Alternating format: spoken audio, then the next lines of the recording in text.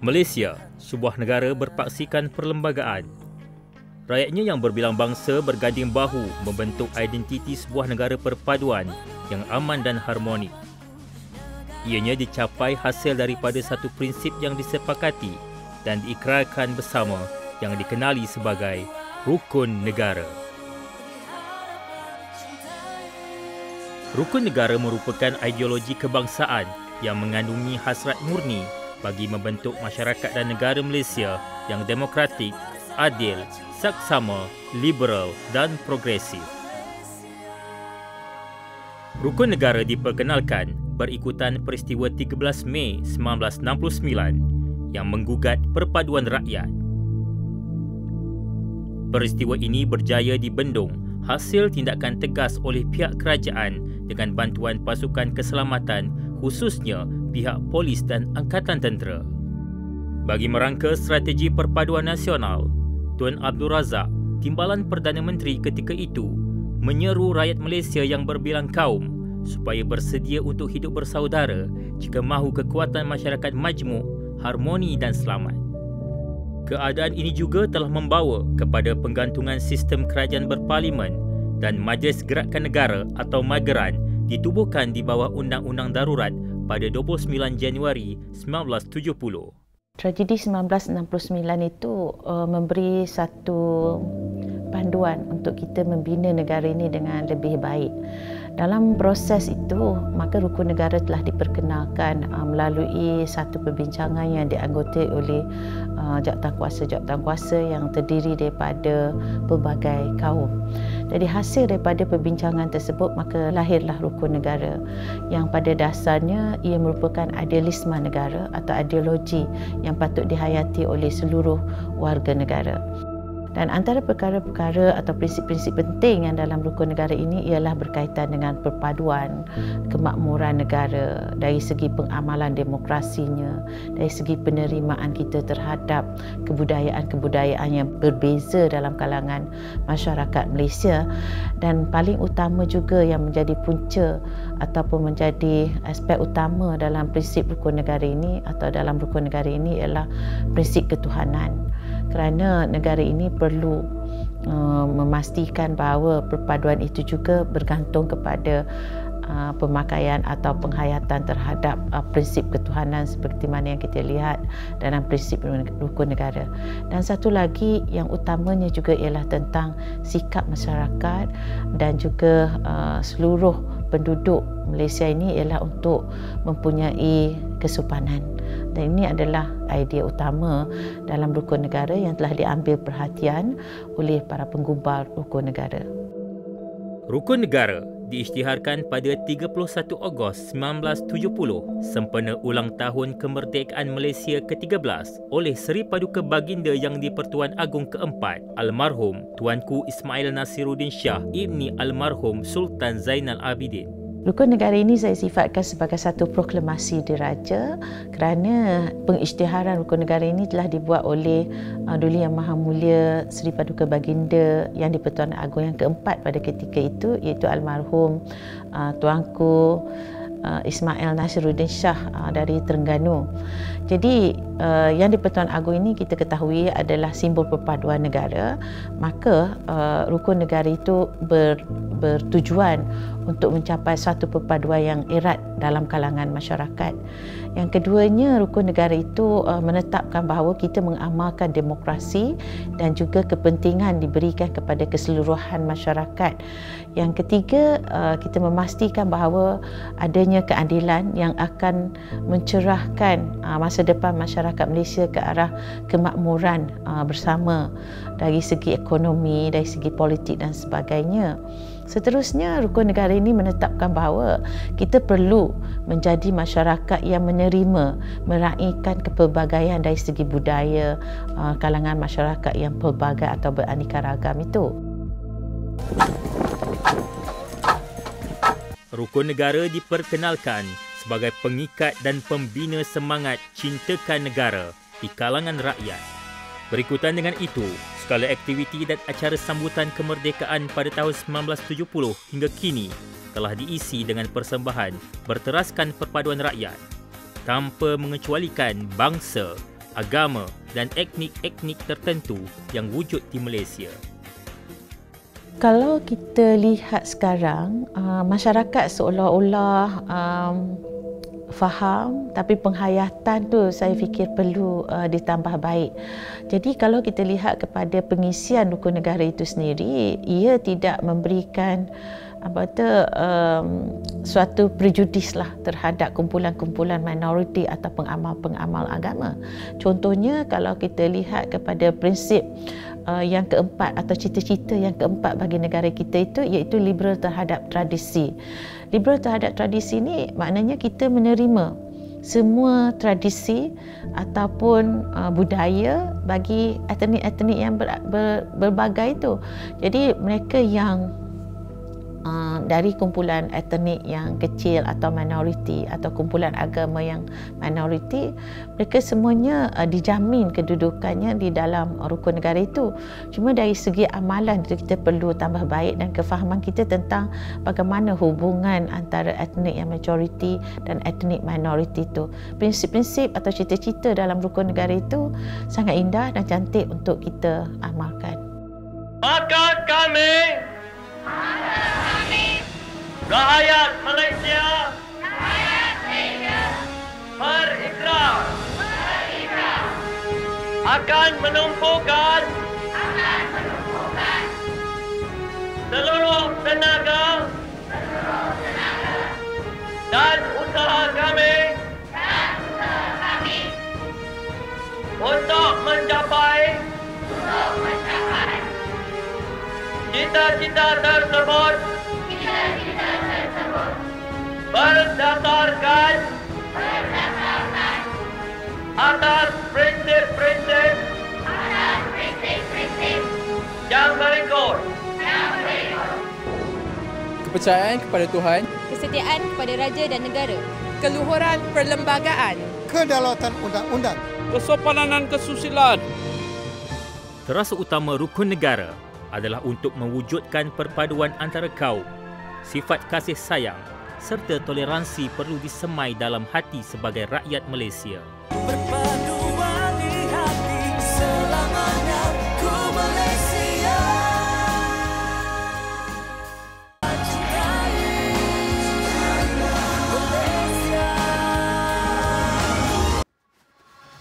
Rukun negara adalah sebuah ideologi yang telah menjadi teras panduan dan gagasan kebangsaan Malaysia. Prinsip-prinsip yang terkandung dalam rukun negara jelas merupakan kunci kepada keharmonian dan perpaduan kaum demi kejayaan dan kestabilan Malaysia. Sudah tentu apabila kita bercakap tentang salah satu pembentukan falsafah ideologi dalam pembinaan negara, maka ia harus dilihat sebagai salah satu acuan atau rujukan utama dalam membina negara, termasuk dalam segi ekonomi, pembangunan sosial, kemasyarakatan, kebudayaan dan apa sahaja yang berlaku dalam negara. Seharusnya rukun negara itu adalah satu pokok ataupun asas rujukan utama.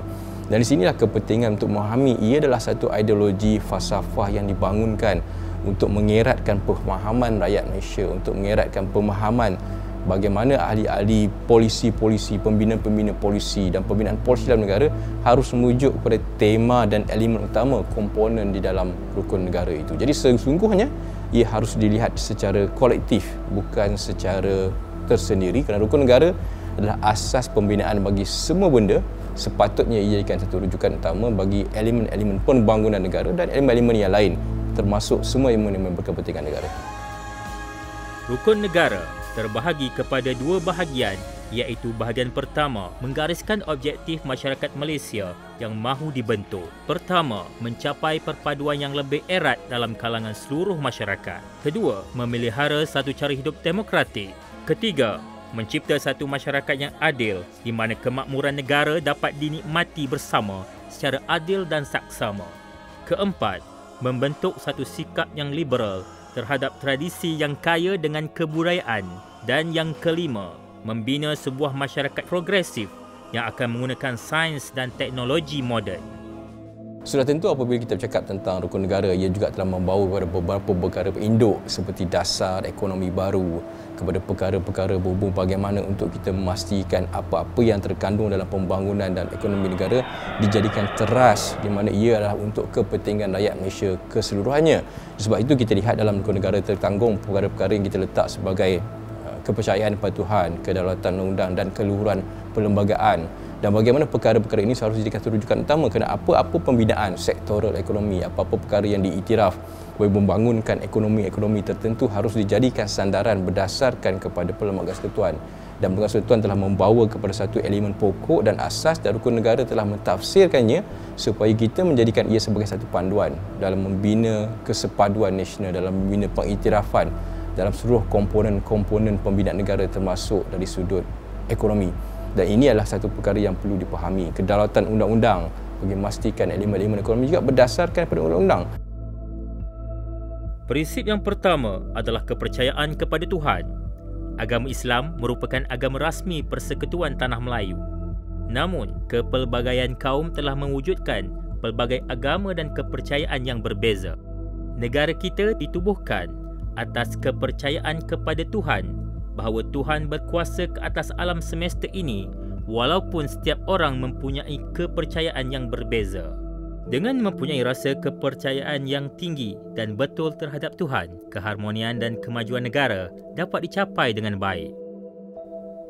Prinsip yang kedua adalah kesetiaan kepada raja dan negara, di mana negara kita Malaysia mengamalkan sistem demokrasi berparlimen dan raja berperlembagaan. Setiap rakyat mestilah patuh kepada undang-undang yang telah digariskan dan ditetapkan oleh perlembagaan. Rakyat juga perlu taat pada segala perintah Seri Paduka Baginda yang di-Pertuan Agong. Jadi ini merupakan salah satu perkara untuk kita fahami, dan ini memberikan satu gambaran betapa pentingnya rukun negara ini sebagai satu dasar yang berlainan dengan dasar-dasar yang terbina selepas itu. Maksudnya, asas utama pembinaan dasar-dasar dalam negara adalah harus merujuk kepada perkara pokok ataupun asas dalam dasar negara, iaitu pembinaan rukun negara itu sendiri. Prinsip yang ketiga adalah keluhuran perlembagaan.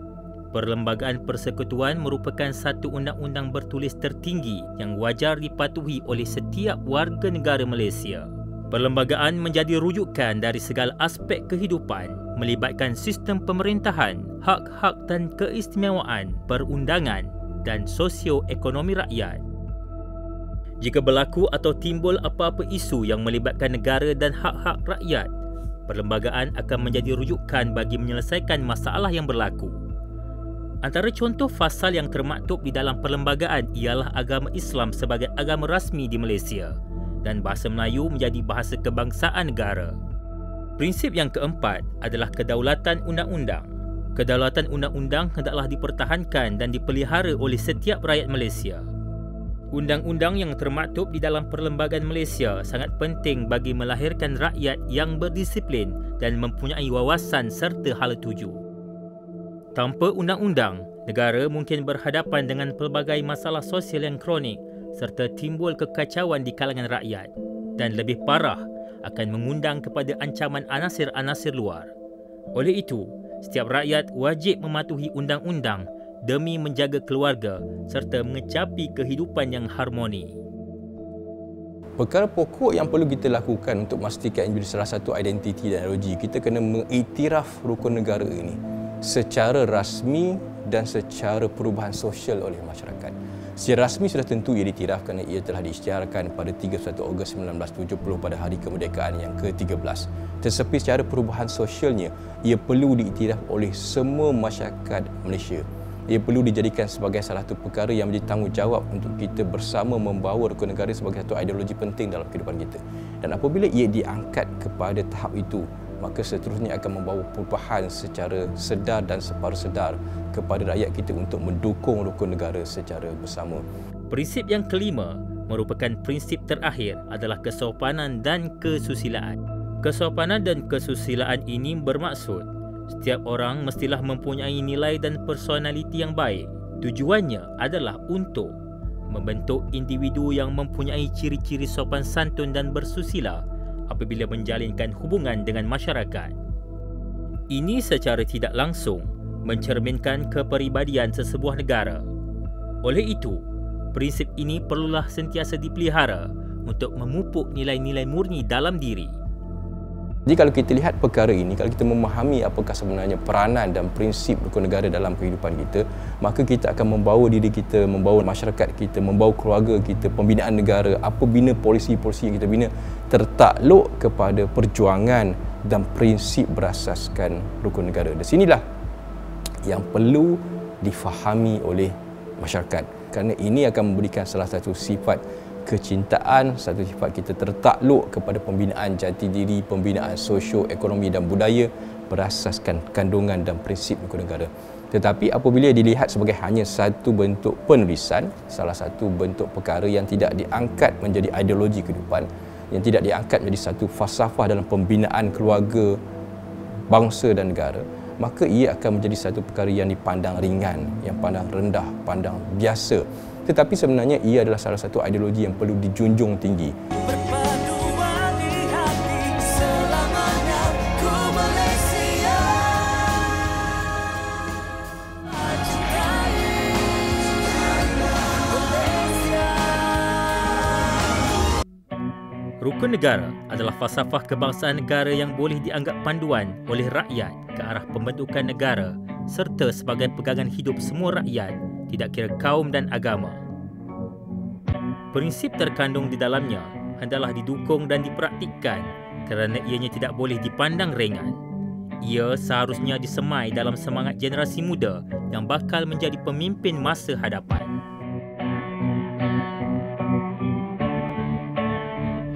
Negara kita ini ingin mencapai sebuah negara, sebuah bangsa, sebuah masyarakat yang mempunyai ciri-ciri tertentu.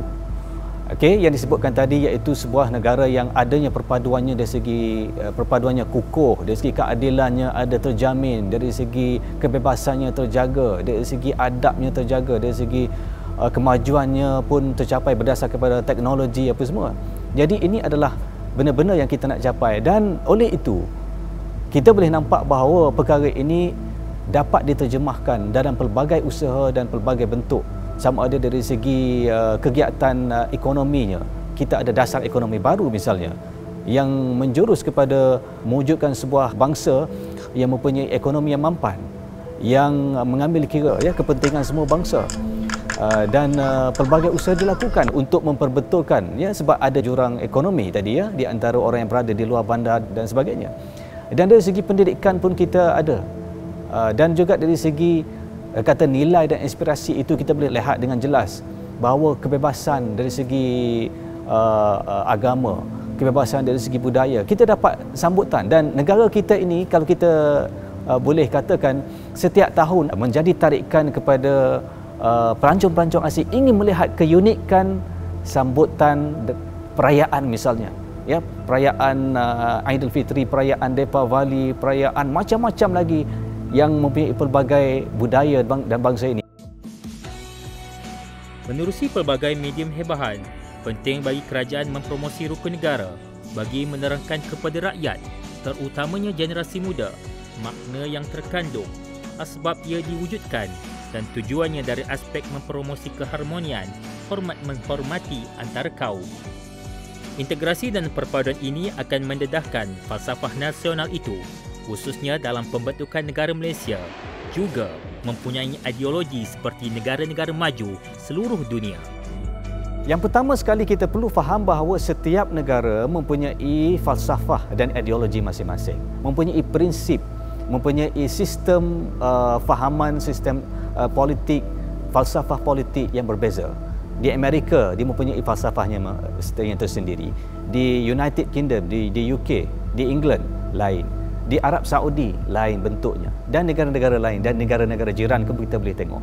Jadi setiap negara yang paling penting sekali harus dan perlu mempunyai satu bentuk fahaman yang semua rakyat perlu tengok dan berusaha untuk capai.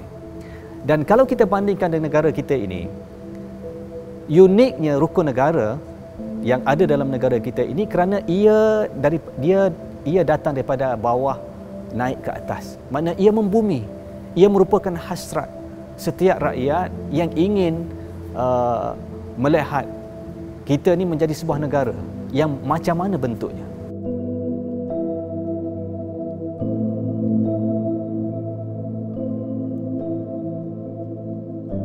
Kita tiada pedang untuk memerangi globalisasi, maknanya kita tidak dapat menyanggah atau menolak globalisasi yang memberi kesan kepada impak yang mungkin natijah yang tidak begitu baik terhadap negara kita, tetapi kita perlu berusaha menyediakan perisai yang lebih hebat kepada warga negara supaya warga negara ini dapat meraihkan kepelbagaian ada, dapat menghormati institusi-institusi warisan dan juga memastikan kesopanan dan kesusilaan. Merdeka! Merdeka! Merdeka! Merdeka!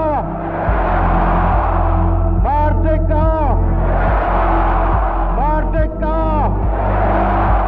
Merdeka!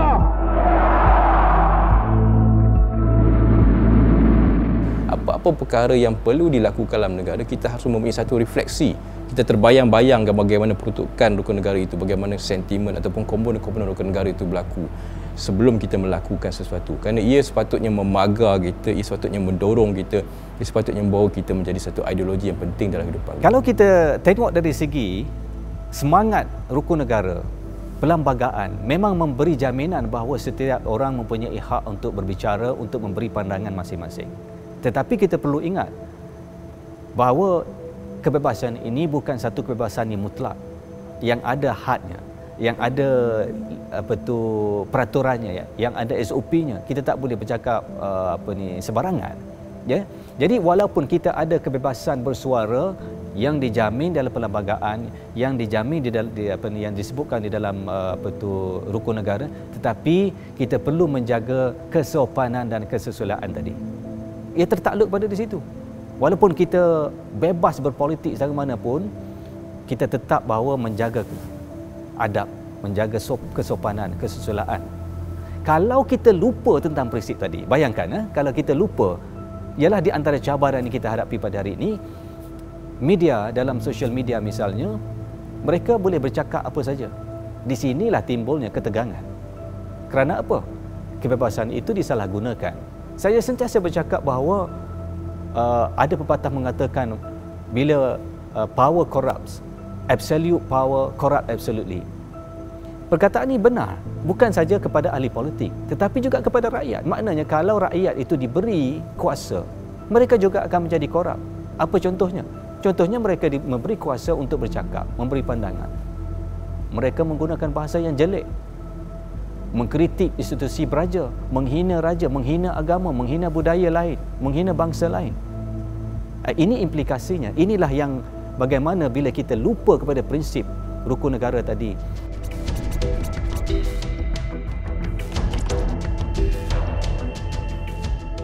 Cabaran-cabaran sama ada luaran atau dalaman itu boleh diatasi dengan keutuhan jiwa masyarakat sendiri, kesungguhan para pemimpin dan juga para pemerintah serta institusi-institusi berkaitan seperti institusi pendidikan sama ada di peringkat rendah atau tinggi, kemudian juga institusi seperti civil society, pihak-pihak atau badan-badan bukan kerajaan, kumpulan-kumpulan agama untuk sentiasa menerapkan rukun negara itu dalam program-program yang berkaitan.